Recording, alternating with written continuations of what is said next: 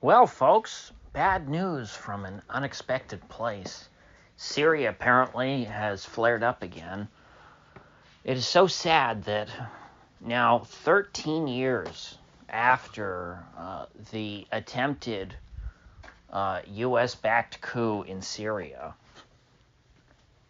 there is still a war going on in that country. I can't imagine the amount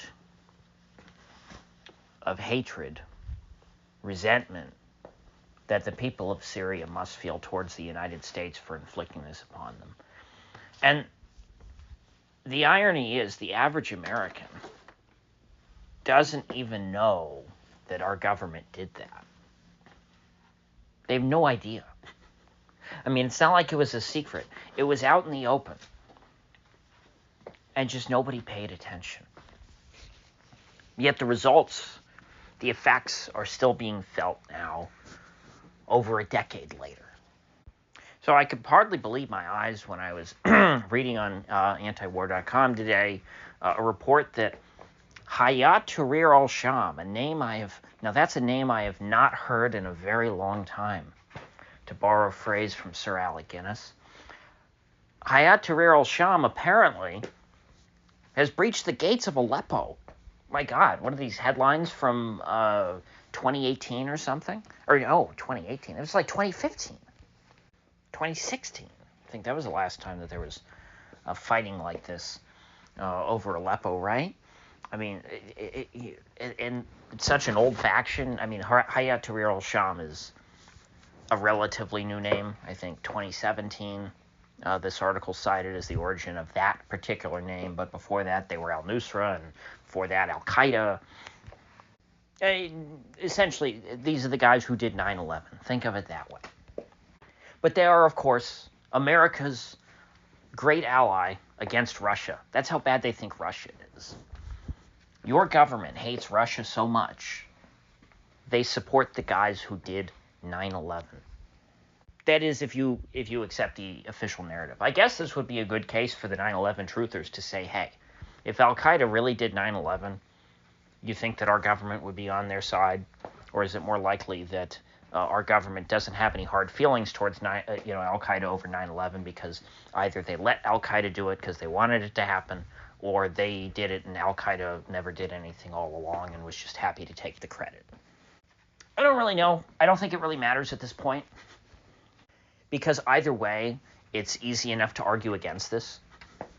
Whether you want to take the conspiratorial route on that or not, I think it's just easier to say, hey, our government supports the guys who did 9/11.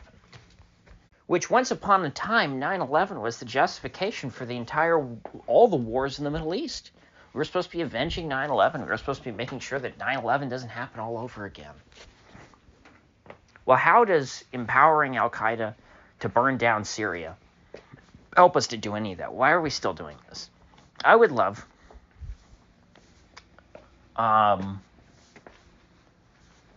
if Trump would come out and give a more definitive statement on this and say, hey, I wish he would acknowledge that he got rolled by the generals, that there was a mutiny, which is exactly what happened.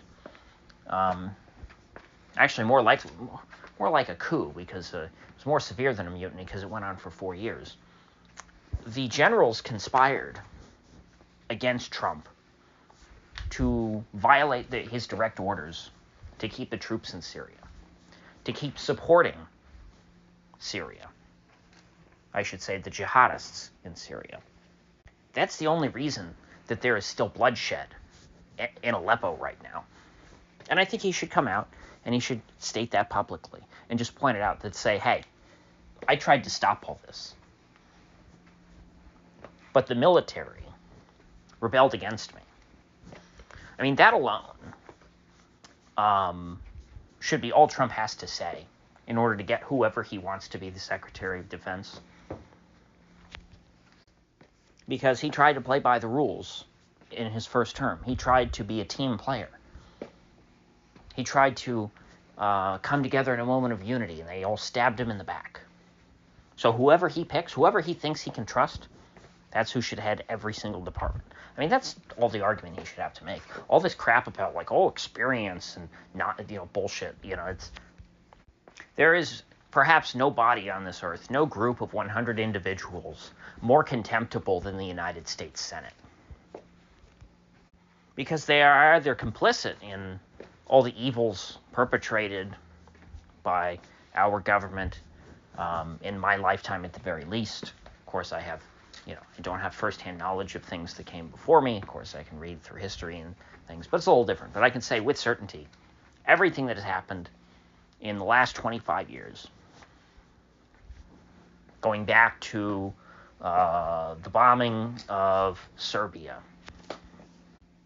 the Senate has either supported it or been powerless to prevent it, done nothing to prevent it.